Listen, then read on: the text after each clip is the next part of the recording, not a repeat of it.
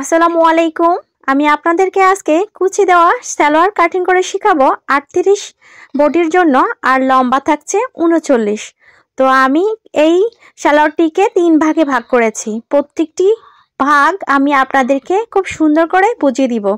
যারা জীবনে কখনো সেলাইয়ের কাজ করেননি তারাও এই ভিডিও দেখলে খুব সুন্দর করে কুচি দেওয়া সালোয়ারটি কাটিং করে নিতে পারবেন। তো প্রথমে এখানে নিচের অংশটি আপনাদেরকে দেখাচ্ছি, আর এটা হলো উপরের অংশ। এখানে পিতা করার জন্য 2 ইঞ্চি থাকবে, আর এটা হলো কোমরের অংশ, এটা হলো নিচের অংশ। তো এখানে নিচের অংশটি সেলাই করার পরে দেখতে ঠিক এরকম দেখা যাবে। একটা থাকবে সেলাইয়ের জন্য 1/2 ইঞ্চি, আর নিচের এটা হলো হাই। তো সেলাই করার পরে ঠিক একদম এরকম লাগবে, আর কাটিং করার সময় দেখতে এরকম লাগবে। এটা উপরের কোমরের অংশ। তো পুরো সেলাইটি সেলাই করার পরে ঠিক দেখতে এরকম লাগবে। এখানে 1/2 ইঞ্চি বা 1 ইঞ্চি রাখবেন সেলাই করার জন্য। এখানে কুচি হবে, আর এইটা হলো কোমরের অংশ।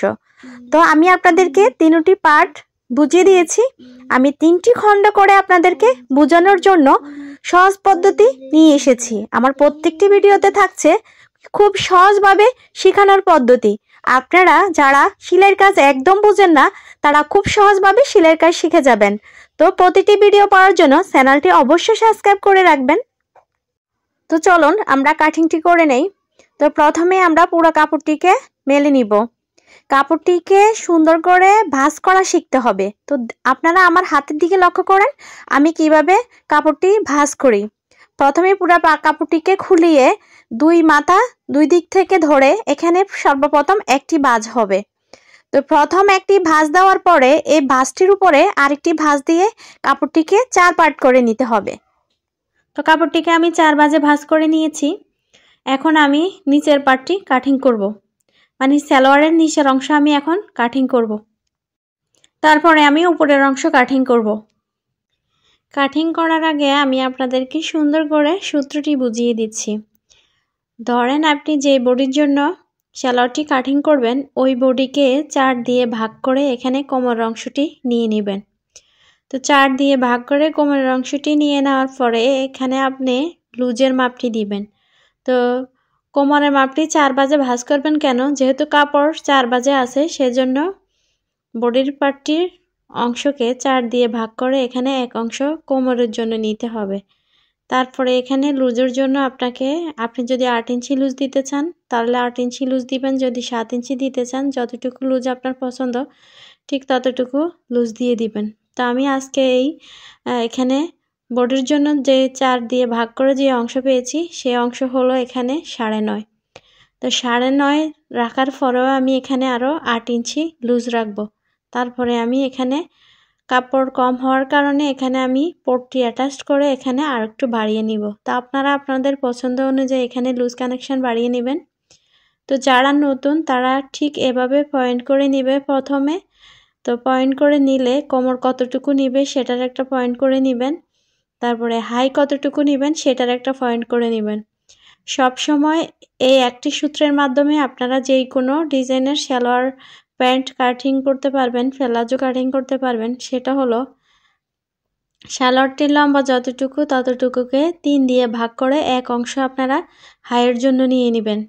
তো এখানে 3 ভাগের 1 অংশ নেওয়ার পরেও যারা একটু লম্বা পড়তে পছন্দ করেন হাই তারা 1 ইঞ্চি বাড়িয়ে দিতে পারেন বা 1.5 ইঞ্চি বাড়িয়ে দিতে পারেন, 2 ইঞ্চি পর্যন্ত বাড়িয়ে দিতে পারবেন, কোনো সমস্যা হবে না।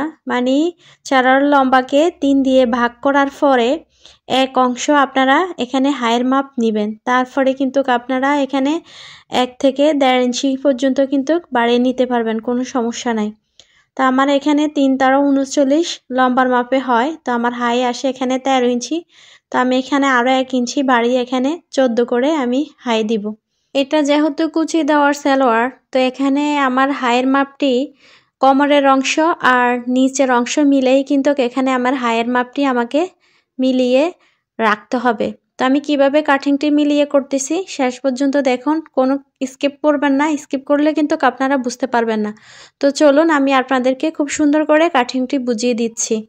প্রথমে আমি কাগজের মাধ্যমে আপনাদেরকে কাটিংটি বুঝিয়ে দিলাম কিভাবে আপনারা হায়ের অংশটুকু বাইর করবেন। তো প্রথমে আমি এখানে একটি দাগ দিয়ে আঁকাবাঁকা অংশটুকুকে কেটে ফেলবো। তো আমি যেভাবে আপনাদেরকে কাগজের মধ্যে বুঝিয়েছি, এখন কাটিংটি দেখার পরে আপনারা পুরোই ক্লিয়ার হয়ে যাবেন। তো এখানে স্কিপ করে যদি আপনারা দেখেন তাহলে কিন্তু বুঝতে পারবেন না। আমি যখন কাগজে বুঝিয়ে দিয়েছি আর এখানে কাটারটা দেখলে আপনারা খুব সহজভাবে কিন্তু বুঝতে পারবেন। তো মনোযোগ সহকারে দেখার চেষ্টা করেন, তাহলে কিন্তু আপনারা কুচি দেওয়া সেলাইটি খুব সহজভাবে শিখে যাবেন ইনশাআল্লাহ, কোনো সমস্যা হবে না। তো প্রথমে আমি আপনাদেরকে নিচের অংশটুকু কাটিং করে দেখাবো। তো নিচের অংশটি এখন আমি কাটিং করব, মনোযোগ সহকারে দেখবেন। তো যেহেতু আমরা 48 বডির জন্য সেলাইটি কাটিং করতেছি, তো প্রথমে আমরা 48কে 4 দিয়ে ভাগ করে এখানে এক অংশ দিয়েছি 9.5।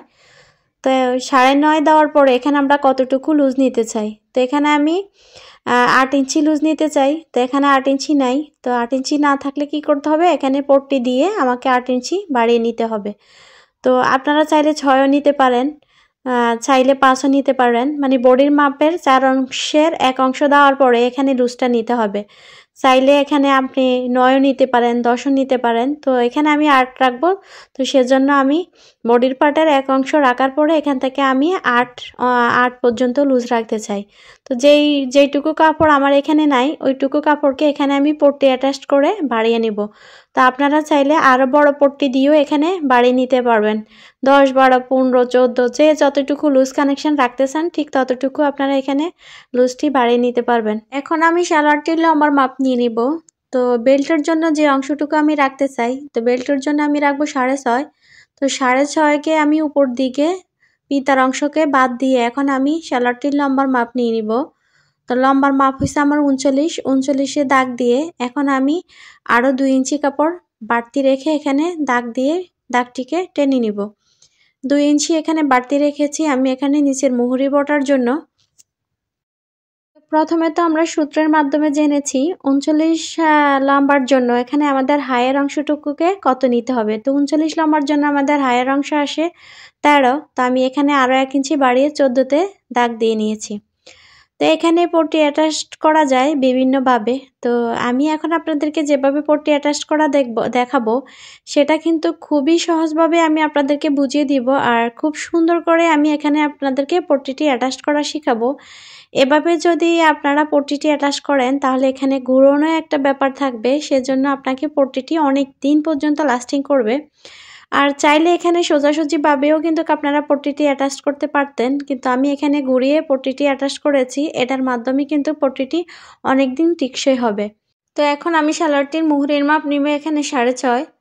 তো আমার এখানে পুরা ঘুরিয়ে কিন্তু হয়েছে 13। তো আমি 13কে 2 দিয়ে ভাগ করে এখানে 1 অংশ নিয়েছি 6.5।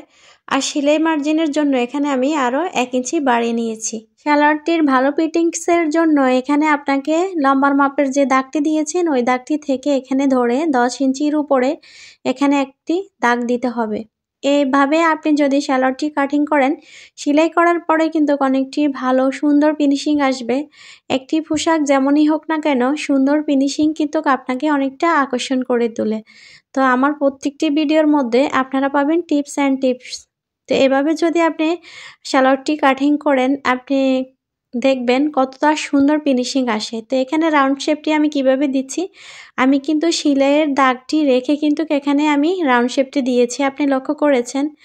তারপরে আমি এখন নিচ থেকে ধরে এই পয়েন্টটি একদম হায়ের মাপের সাথে মিলিয়ে দিব। আমি চাইলে কিন্তু এখানে এই পয়েন্টটি স্কেলের সাহায্যে করতে পারতাম, কিন্তু স্কেলের সাহায্যে করলে এটা সুন্দর ফিনিশিং আসতো না। সেজন্য আমি এখানে নিচ থেকে ধরে এখানে শেপটি করে নিয়েছি। তো আমার ড্রয়িং করা কমপ্লিট, এখন আমি সালোয়ারটি কাটিং করে নিচ্ছি।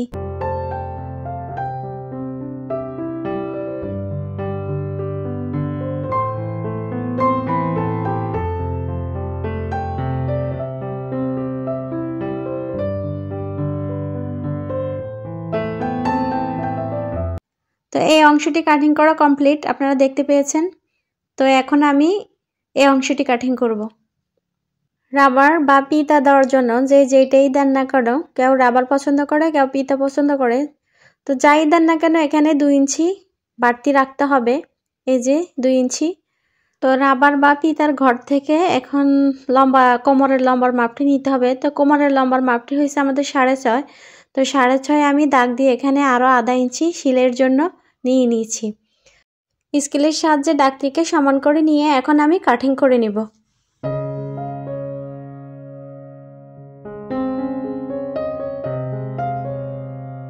তো কোমরটির চওড়া কতটুকু রাখতে চান, তো সেটা এখন বাইর করে নিতে হবে। তো এখানে মেপে দেখতে হবে কোমরটির চওড়া ঠিক আছে কিনা। তো এখানে কোমরটির চওড়া আমি রাখতে চাই 46। তো 46কে 2 দিয়ে ভাগ করে এখানে আমি কোমরের চওড়াটি বের করে নিব। তো 2 দিয়ে ভাগ করার পরে এখানে আমারে এক অংশ নিতে হবে, এখানে 23। তো 23-এ আমি এখানে একটি দাগ দিয়ে দিয়েছি। ঠিক আমি যেভাবে দেখাইছি সেভাবে আপনারাও দাগ দিয়ে বের করে নেবেন। আমি এখানে খণ্ড খণ্ড করে বুঝাচ্ছি আপনারা যেন শিখতে পারেন সেজন্য। তো এখানে আমি দাগ দিয়ে এখন বাকি অংশটুকুকে জোড়া দিয়ে নিব। এই যে আমি কিভাবে ধরেছি দেখেছেন, সেলাই মার্জিনের জন্য কাপড় রেখে 1/2 ইঞ্চি রেখে এখন আমি যেখানে পয়েন্ট দিয়েছি ওই পর্যন্ত এখন কাপড়টিকে নিয়ে আমি জোড়া কেটে নিয়েছি। ঠিক সেমভাবে আপনারা কেটে নেবেন। আমি কিন্তু খুব খণ্ড খণ্ডভাবে আপনাকে বোঝানোর চেষ্টা করেছি। এই যে দেখুন এখন আমাদের কোমরের চওড়াটি চলে আসছে। এই ভিডিওটির পরের ভিডিও থাকছে এই সালোয়ারটি কিভাবে সেলাই করবেন। তো আমি প্রত্যেকটি জিনিস আপনাকে খুব সহজভাবে পার্ট বাই পার্ট বুঝিয়ে কিন্তু সালোয়ারটি সেলাই করা দেখাবো, যাতে করে আপনি খুব সহজভাবে সালোয়ারটি কাটিং এবং সেলাই করে নিতে পারেন। তো ওই ভিডিওটি দেখার জন্য চ্যানেলটি সাবস্ক্রাইব করে অল অপশনটি অন করে দিবেন, যাতে করে আপনি সেলাইয়ের ভিডিওটি পেয়ে যান। আর এই চ্যানেলে যত ভিডিও আপলোড করা হবে সবার আগে পাওয়ার জন্য আপনি চ্যানেলটি সাবস্ক্রাইব করে অল বাটনটি অন করে দিবেন, যাতে করে প্রত্যেকটির ভিডিওর নোটিফিকেশন আপনি পেয়ে যান আর সবার আগে দেখে নিতে পারবেন। আর এই চ্যানেলে কিন্তু খুব সহজভাবে আপনি কিন্তু সেলাইয়ের কাজটি ঘরে বসে শিখে নিতে পারবেন।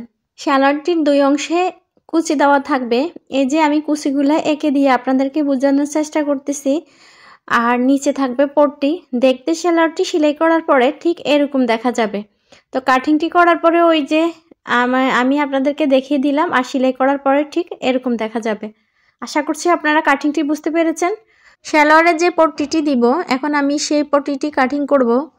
তো সালোয়ারটি কাটিং করার সময় সাইডে দিয়ে যে কাপড় ছিল ওখান থেকে আমি 2 পিস কাপড় নিয়েছি। এখানে 2 পিস কাপড়কে আমি কোনাকুনি করে ভাঁজ দিয়েছি। এখন এখানে 4 পার্টে ভাঁজ দিয়েছি। তো সেলাইটি করার পরে কিন্তু আমি 2 ভাঁজেই সেলাই করে জয়েন করব। তো সেলাইয়ের ভিডিও দেখলে আপনারা খুব সহজভাবে বুঝতে পারবেন। তো এখন আমি এখানে পট্টিটি কিভাবে কাটিং করতেছি সেটার দিকে লক্ষ্য রাখেন। কোনাকুনিভাবে আমি এখানে আমার যতটুকু লাগবে ঠিক ততটুকু রেখে আমি বাকি অংশ কেটে ফেলে দিব।